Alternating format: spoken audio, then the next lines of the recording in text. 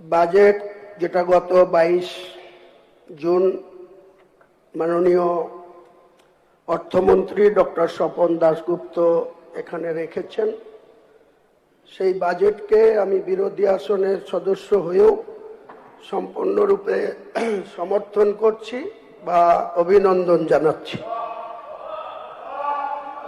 তার একটি কারণ, যে সমস্ত বিরোধী আসনে বসে সদস্যরা বলছেন আপনাদেরও উত্তর দেব,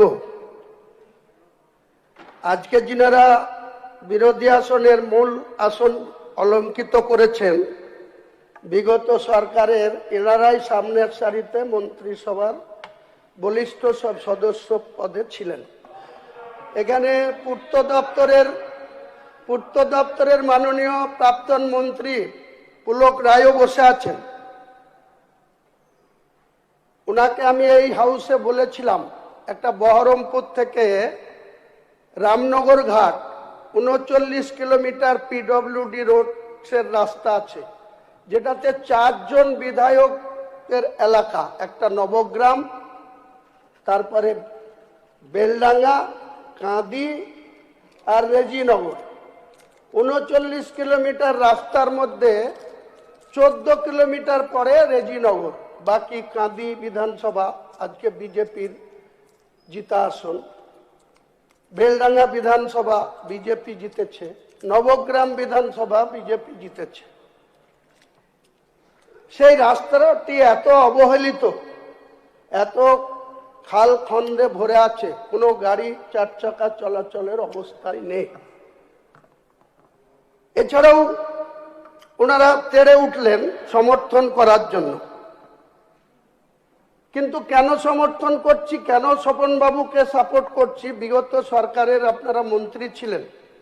15 বছরের সরকারের মধ্যে প্রায় 8 লক্ষ কোটির উপর দিনা রেখে বর্তমান সরকারটা দায়িত্ব নিয়ে যিনি এই 4,38,000 কোটি টাকার ব্যয় বরাদ্দ টার্গেট রেখেছেন, নিশ্চয়ই তার মধ্যে আমরা একটা জায়গায় ওনাকে বলবো, যেটা মাইনরিটি বা মাদ্রাসা শিক্ষা দপ্তরের বরাদ্দ অনেকটাই কাটছিট করা হয়েছে বা কম রাখা হয়েছে।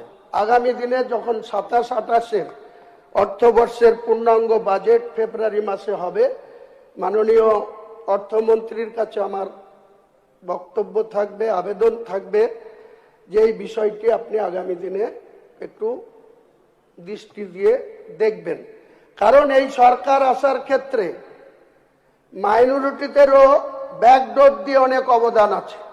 আপনারা স্বীকার করুন না করুন, একটা টাইমে বিগত মুখ্যমন্ত্রী ভাবতেন মাইনরিটি ভোটাররা তার ভোট ব্যাংক রিজার্ভ আছে। এই ভাবনা থেকেই তিনি যে অহংকার বা যে দাম্ভিকতা বা তিনার যে একনায়কতন্ত্র তিনি প্রতিষ্ঠা করেছিলেন, এইসব লোকরা আজকে যারা আওয়াজ ছুটছে, সেদিন তেরা মুখ বুঝে এইসব সহ্য করতেন, একটি কথাও তেনার সামনে রাখার ক্ষমতা এনাদের ছিল না। আজকে এনারা বলছেন, কিন্তু সেদিনকে মুখ্যমন্ত্রীকে কোনো সুপরামর্শ রাখা বা 5 মিনিট 2 মিনিট মুখ্যমন্ত্রীর কাছে সময় চাইলে তেনার চেম্বারে গেলেও তিনি একা কোনোদিন কথা বলতেন না। তার আমলাদের নিয়ে এত ব্যস্ত থাকতেন, তার ঘনিষ্ঠ মহলের ব্যক্তিদের নিয়ে এত তিনি ব্যস্ত দেখাতেন, তার প্রতিফলন কিন্তু আজকে অষ্টদশ বিধানসভায় সাধারণ মানুষ তিনাদেরকে জবাব দিয়েছে। তাই বিরোধী আসন থেকে বর্তমান শুভেন্দু অধিকারীর নেতৃত্বে বিজেপি সরকার প্রতিষ্ঠা হয়েছে।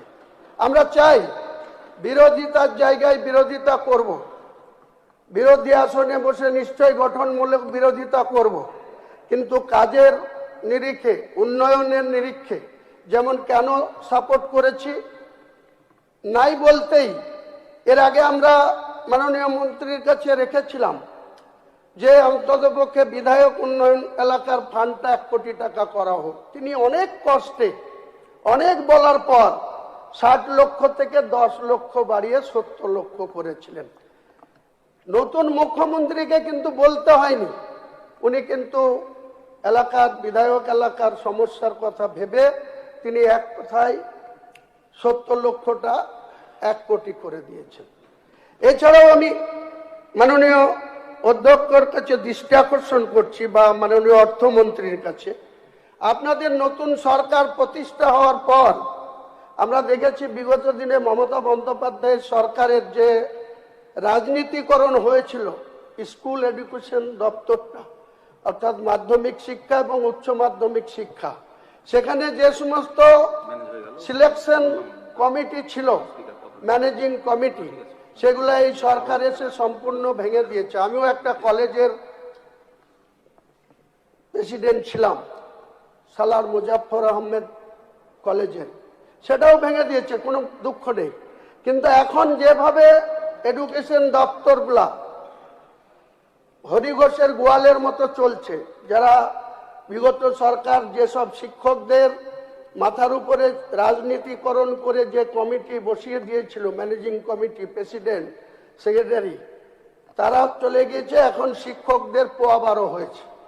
কোনো স্কুলে কখন কে যায় আর কখন কে আসে তার দেখার কেউ নেই মাননীয় অধ্যক্ষ।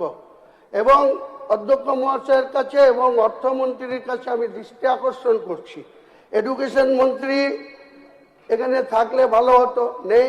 আপনার মাধ্যমে তেনাদের কাছেও বলতে চাই, অতি দ্রুত হয় ম্যানেজিং কমিটির নির্বাচন হোক, আর না হয় সিলেকশন করুন, দুটোর মধ্যে একটা করার দরকার। তা না হলে কিন্তু আগামী দিনে এই স্কুলগুলা, এমনিতেই আপনি 50 লক্ষ শিক্ষক শিক্ষিকা, তার মধ্যে মহিলাদের প্রায়োরিটি দিয়েছেন, গুরুত্ব দিয়েছেন, 33% রিজার্ভেশন রেখেছেন, নিশ্চয়ই এইসব দিক দেখে শুনে আপনার এই বাজেটকে আমি অন্তত পক্ষে সাপোর্ট করেছি।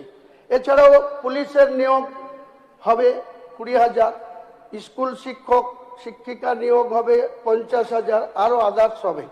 এছাড়াও একটা স্বরাষ্ট্রমন্ত্রীর উদ্দেশ্যে মাননীয় অধ্যক্ষ আপনার মাধ্যমে স্বরাষ্ট্রমন্ত্রীকে বলতে চাই বা রাজ্যের মুখ্যমন্ত্রীকে বলতে চাই, সিভিক ভলেন্টিয়ার 1 লক্ষর উপর সিভিক ভলেন্টিয়ার আছে। একটা থানায় 150 থেকে 170 সিভিক ভলেন্টিয়ার রয়েছে। এছাড়াও আমাদের মুর্শিদাবাদ জেলায় আমরা লক্ষ্য করি বেলডাঙ্গা, নওদা, রেজিনগর, এই সমস্ত রুরাল এলাকার যেসব থানা আছে, সেই সমস্ত সিভিক ভলেন্টিয়ারদের এমনি অনারিয়াম আছে মাত্র 10,000। আপনি 2,000 টাকা বাড়িয়েছেন, 12,000 করেছেন।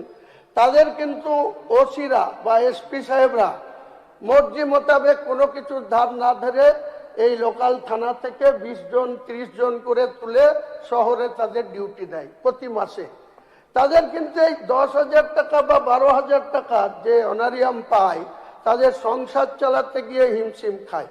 অথচ তাদেরকে পুলিশের এসপির নির্দেশ মেনে, ওসিদের নির্দেশ মেনে, আইসিদের নির্দেশ মেনে তাদেরকে অন্য জায়গায় ডিউটি করতে হয়। এটা যাতে না হয়, যদি সেন্ট্রালি কোনো পুলিশ সিভিক ভলেন্টিয়ার স্ট্রেংথ বাড়ানোর দরকার, তাহলে স্থায়ীভাবে একটা থানাতে 150 সিভিক ভলেন্টিয়ারের প্রয়োজন নেই, সেখান থেকে তুলে নেওয়া হোক, দিয়েছেন আলি পুলিশ লাইনে তাদের পোস্টিং করে দেওয়া হোক। তাহলে অন্তত পক্ষে তারা আর্থিক যে বোঝা সেখান থেকে কিছুটা রিলিফ পাবে। এছাড়াও আপনার দপ্তরে অনেক কিছু চলছে এখনো। ল্যান্ড দপ্তরেরও মন্ত্রী আমাদের মুখ্যমন্ত্রী, সেখানে মনে হচ্ছে পুরনো সরকারের সেই যে সিস্টেম সেটাও এখনো চালু আছে, সেখানেও অনেক ঘুঘুর বাসা হয়ে আছে। এগুলোও বর্তমান সরকারের অর্থমন্ত্রীকে আমি একটু দৃষ্টি দেওয়ার জন্য আবেদন রেখে সকলকেই সদস্যকে সম্মান জানিয়ে মাননীয় অধ্যক্ষকে আবার অভিনন্দন এবং নমস্কার জানিয়ে আমার বক্তব্য শেষ।